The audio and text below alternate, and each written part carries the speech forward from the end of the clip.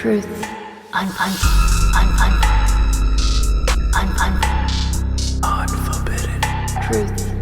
Podcast. Unforbidden. Truth. Podcast.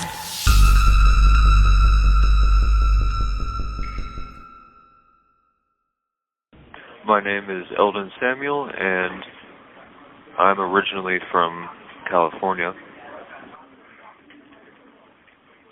Can you recall any positive memories that stick out to you from your childhood? Yes. My parents tried to make a lot of positive memories by taking me to Disneyland, Universal Studios, or just like carnivals and stuff. So even though there were a lot of bad memories, there were good memories too with it.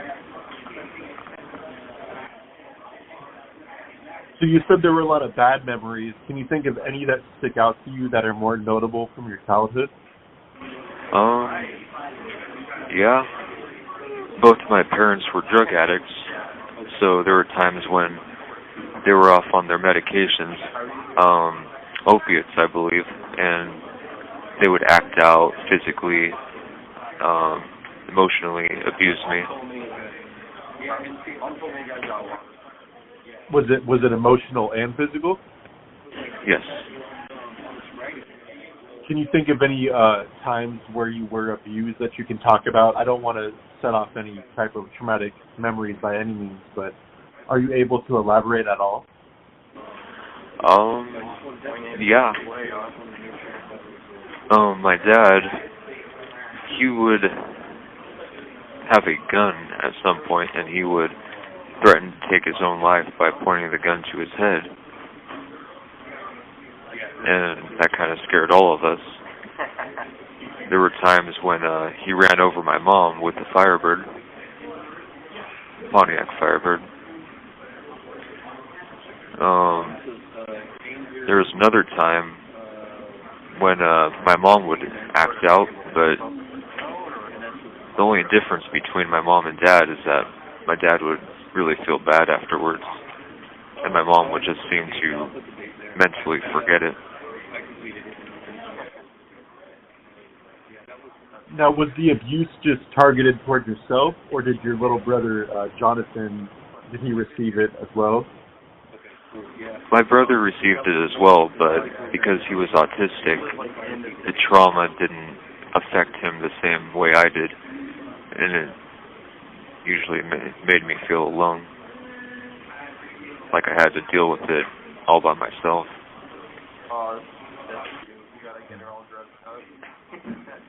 So you felt like you couldn't, did you feel like you had nobody to talk to or nobody to go to, and you just felt isolated? Yes. I know it wasn't his fault that he was autistic, but it still made me feel alone. Did you ever try to talk to him about it, or do you feel like he just wouldn't understand? He wouldn't have understood. He was lost in his own world. And it just kind of made me mad because he would seem to forget it easier than I could. So, besides the abuse, can you recall any type of childhood trauma you might have suffered that might have impacted you? Yeah. There was one thing that my mom always did, and she would say, if I didn't do this or that, I would die. So, like, if I took their medications, I would die. If I didn't take my own medicine, because I was sick with fevers at a really young age, I would die. If I drank or did this or that, anything, there was always some threat that I would die because of it, and that really affected me. Like until I came to prison, I was afraid to take psychiatric medications and just like be alone outside of the house or something. So that affected me more than anything. Kept me away from their drugs, so I didn't become a drug addict, but it kind of made me worse in a way. So how would you say that you did get along with both your mom, dad, and brother up until the crimes that took place? There were times when we would be a perfect family, but because both my parents were on drugs, it was only a matter of time till they argued, acted out, made our lives worse. But the times when we were a perfect family, then it would be nice, but I knew it couldn't last.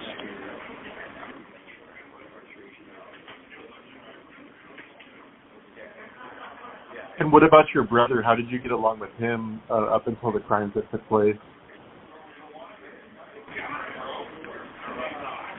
I never really could feel like I could connect with him, but there were times when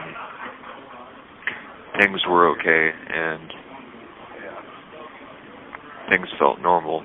Those were really the only times I could be happy with my brother, my parents. But as soon as that happy period was gone, then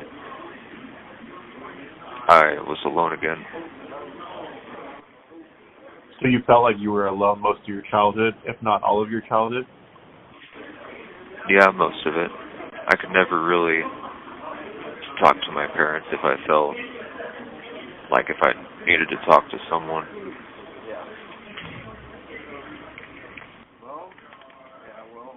So, did you engage in any criminal activity prior to the 2 cases you're serving time for now? Did I engage in criminal activity? Yeah, prior to the cases that you're in prison for now. The only thing I could think of is drinking when I was about 13 or 14. I never did any hard drugs. My dad actually gave me one of his Vicodin or whatever it was at some point, and that's the closest I came to actually doing drugs or drinking. So you were pretty straight and narrow then, other than drinking. Like you didn't commit any burglaries, or you weren't fighting at school or anything like that. Yeah, I never really got into fights at school, not enough to actually cause any damage. There's one thing I did. When the neighbor's house was empty, no one was moving in there, I kind of got my Red Ryder BB gun and shot at the window. So I don't know why I did that. It was ridiculous, but I was a really confused kid. Had you been diagnosed with any mental illnesses as a child? No, my parents tried to veer me away from psychiatrists or any kind of diagnosis. Did you ever get any diagnoses later on in life? Yeah. When I started serving time, I think I'm currently diagnosed for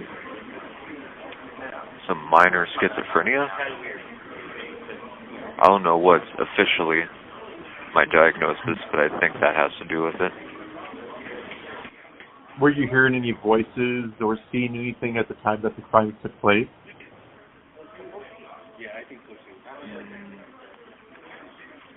Sort of. I really thought I heard my dad shoot his gun outside, and that was kind of the last straw for me to do what I did. So let's talk about that. Let's talk about the crimes that you're in prison for now. You're convicted of killing your brother and father and are currently serving a 20-year to life sentence.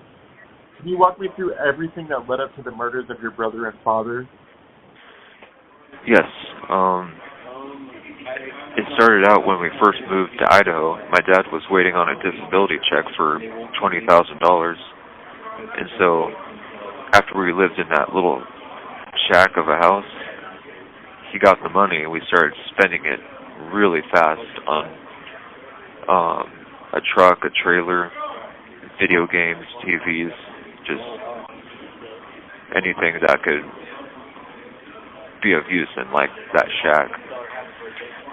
So there was a time when my dad took us camping and he didn't really act out too much at all. He was legitimately happy, but then he started spiraling down with his drug abuse, getting on too many of his medications, acting out again, yelling. Then, like I noticed he was spiraling down, and I kind of was expecting him to do something crazy. Then, one night, he was outside, and I heard a gunshot or something. I think it was just once. Now I realize it could have been him slamming the trunk of the truck down. At the time, I was playing video games, and I was trying a new medication called Prozac.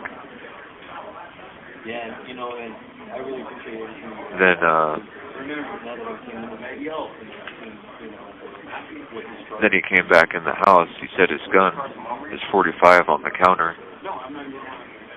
And when I heard that shot outside, or what I thought was a shot, I just thought that was the last straw. And I hid the gun behind my back, stood in the doorway of my room, and he said, "Pack up everything, we're going out of here." And I knew he was delusional, so I said no.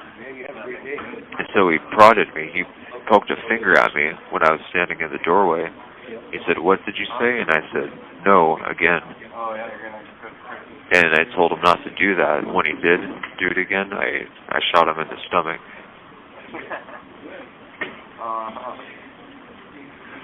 And from there, I just kind of lost my mind. Did you feel like it was almost like a automatic reaction or reflex to shoot him after he had poked you? Yes. And what happened after that? When he fell inside of my room, I kind of took that chance to run out of the room, and he was bleeding everywhere.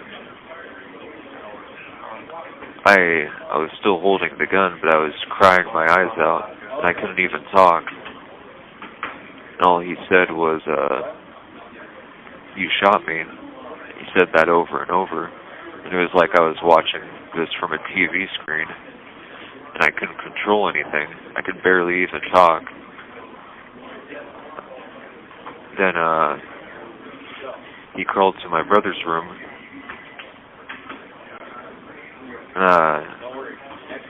I told him that I'm sorry, and I shot him a few times in the head. I don't know why, I just felt like that was the right thing to do. He was already dead by that point. His face was just drained of blood. So I closed his eyes like I've seen people do in movies before.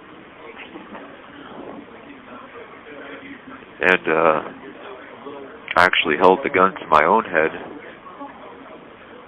and I was really going to pull the trigger, I was in so much pain. Then I heard my brother call out from under the bed where my dad crawled right next to,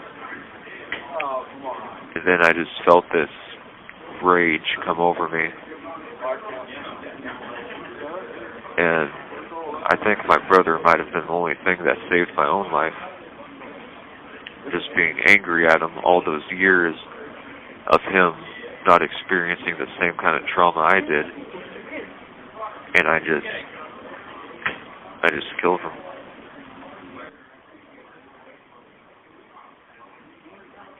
And from what I understand, you had shot at him twice from two different guns? I shot at him, I don't know how many times with the .45.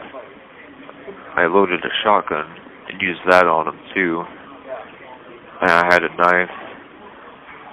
And then when I tore the mattress off the bed so I could get at him, I had a machete and I used that on him. That was the last thing I used. Do you remember about how many times you used the machete? I don't. I really don't know.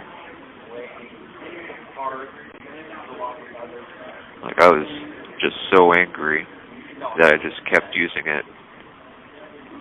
I could never guess how many times I used it.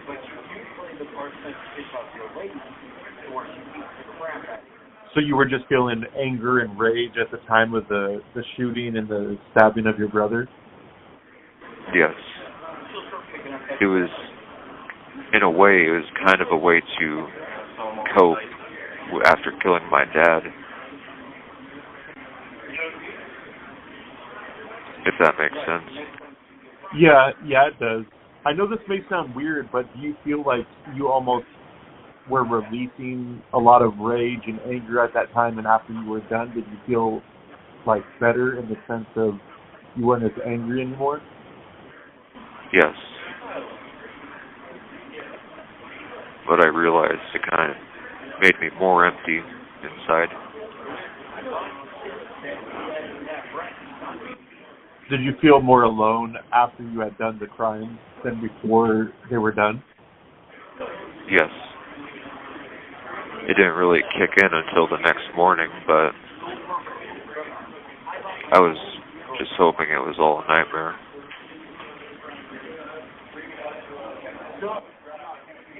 So what was the first thing that you did after both crimes took place? Like, what was the aftermath of the shooting and the stabbing of your brother? I found my cell phone, and I just called 911 because I didn't know what else to do.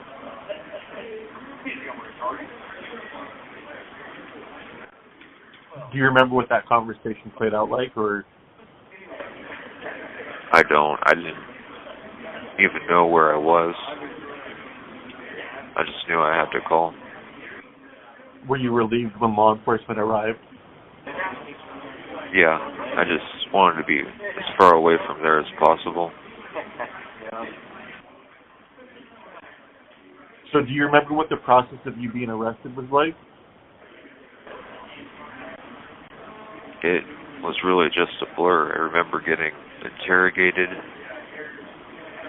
and going through the county jail through booking.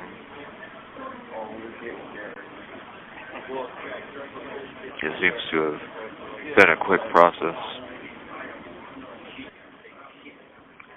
Right. So I, among millions of other people, have seen your interrogation video, or a little bit of the interrogation video. And do you remember the interrogation? What it was like? More specifically, at first, you had admitted to shooting your father, but at first, I believe you had said that he had killed your brother. Is that correct? If I have killed my brother? No, I believe you had said that your father had shot and killed your brother. Is that correct? Yes, I did try saying that at first.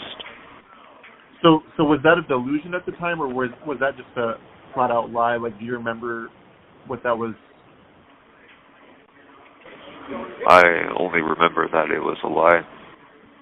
Okay, so you didn't actually believe it at the time? No. Okay, I was just curious about that more than anything. Cause I was just curious because I know you said you had been diagnosed with schizophrenia, so I was curious if that was a delusion or if that was just a lie at the time. But, so, what did you think that would happen to you after calling 911? Did you think that you would just do a little bit of time and get out, or did you weigh on the severity of the consequences? After all that happened, I didn't think I would be in jail, but I knew I couldn't be let out at the same time. I didn't really have anyone that I could think could take me in. Were you hoping at the time that you would just be released, or you would just do a couple years and get out? at the time I was hoping that I'd just get relieved. So after being arrested, were you charged as an adult or were you tried as a juvenile? I was charged as an adult. So were you in jail with other adult offenders like rapists, murderers, robbers, so on and so forth? Yes. So what was that like, being so young? I didn't know what to think. I could only see them around me while I was getting booked in. So you weren't like physically next to them to where they could like reach out and try to attack you or anything like that? No, but I could see them right outside my window. Would they do like the cat calls, or would they say anything to you or try to do anything? No, not that I could remember.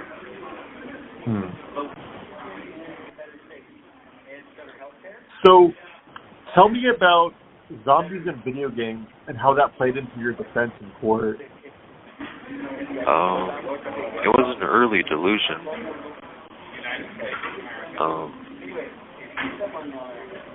Something that kind of connected me and my dad.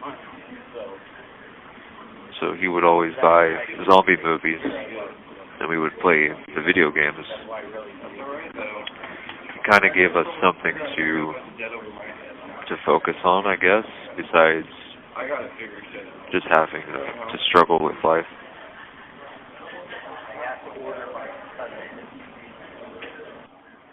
And so that was used in court, the bonding that you and your dad did over the video games and zombies. And how was that used as a defense? Was that used as like you were being brainwashed into thinking certain things, or why was it exactly brought up in court? Do you know why?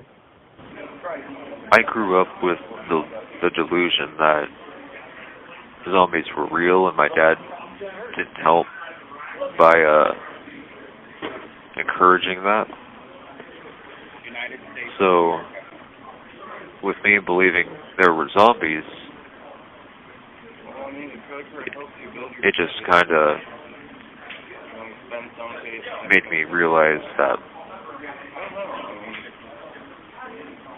life is played differently, I guess. You know, it's not based in reality, which affected why my dad bought all the guns and weapons in the first place. Just stockpiling them. Did he ever teach you how to shoot guns or prepare you for in a zombie apocalypse if it ever did happen? He did teach me how to shoot guns, how to use different weapons, and he and I made plans where to go if the zombie apocalypse happened. Where was that place you two would go? Just surplus stores. Anywhere that would be a safe stronghold to survive.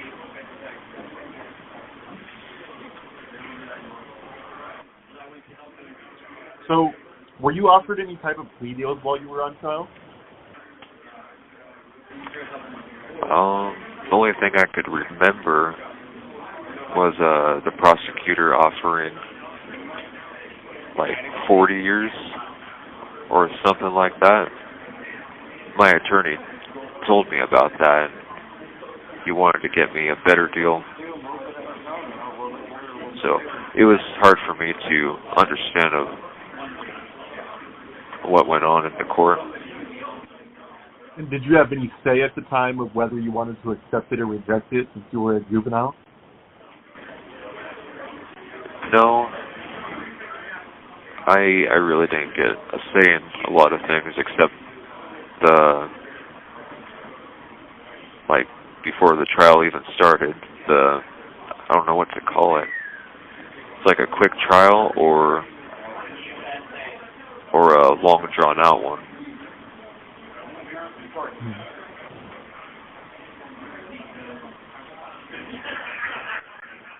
So how did you feel after you were convicted and sentenced to 20 years to life in prison under the age of 18? I was just numb to it. I mean, being 14 or even 16, it's a lot to take in because I'll be in prison for longer than I've been alive.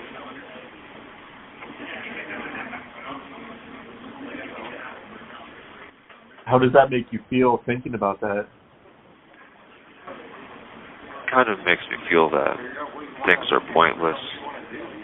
You know, not being able to live a real life out there. So I try not to think about it too much, or else I get in a bad headspace. So after being convicted and sentenced, do you remember what the bus ride was like on your way to prison? It wasn't a bus ride. It was just a transport car, but actually being driven to that prison in the desert. It felt ominous. You know, and the cops would tell me, like just mind your own business and no one will bother you, trying to make it sound really bad.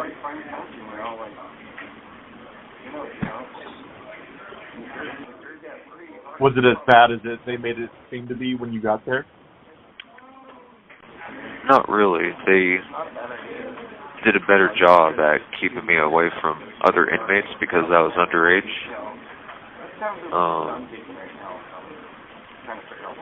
It was still kind of ominous. Like the place was bigger, but it just felt really empty.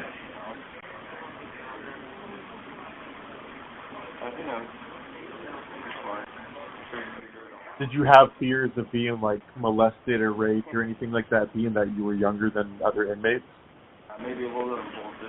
I did.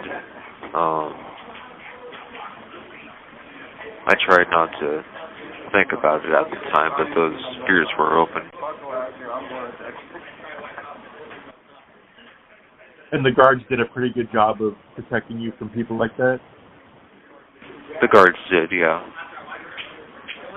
They were the only people I could talk to at the time.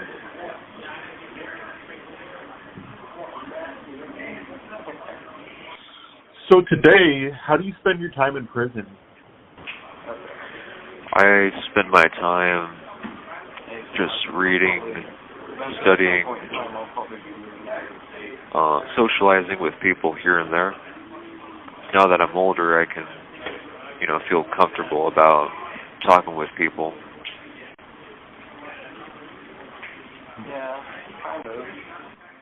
So do you feel like you're ready to be released into society today? I know that if I was given the chance, I would definitely take it. I don't like being institutionalized in here. I would take any chance I could and try to be independent in that life because I've never had that chance before. 1 minute remaining. I always depended on my dad taking care of me, so I just want to take care of myself. Do you have a plan set in place to when you are released to make sure that you won't reoffend? Yeah, I think the prison will have me do program classes like pre-release, TFAC, anything else they feel is appropriate upon release.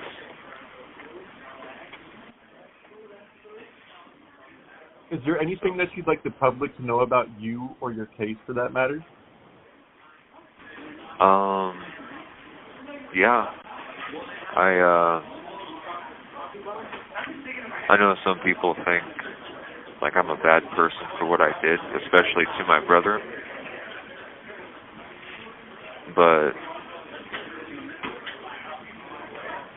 it hurt me more than I even thought it would. I still have dreams about my dad and brother. And in those dreams, I realized that like they survived the crime, but when I wake up, I realize, like that's just another delusion. It's like I can't accept that they're dead. Do you have remorse? Yes. Like sometimes I wish that at the very least I could have used the gun on myself instead of killing my dad and brother.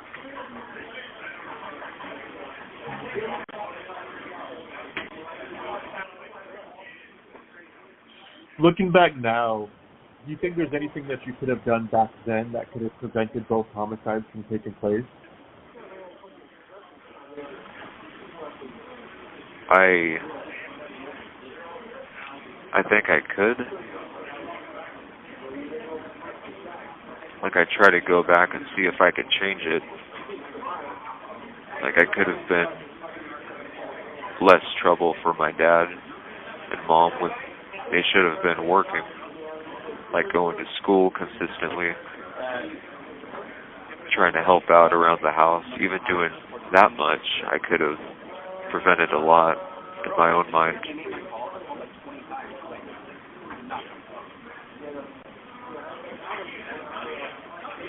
And maybe my dad could have gotten help. My mom too. I could have been a better brother.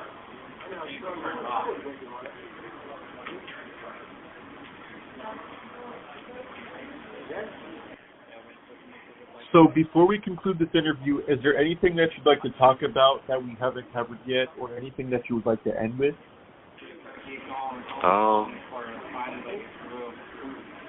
I don't know what else to bring up, to be honest. Unforbidden Truth. Unforbidden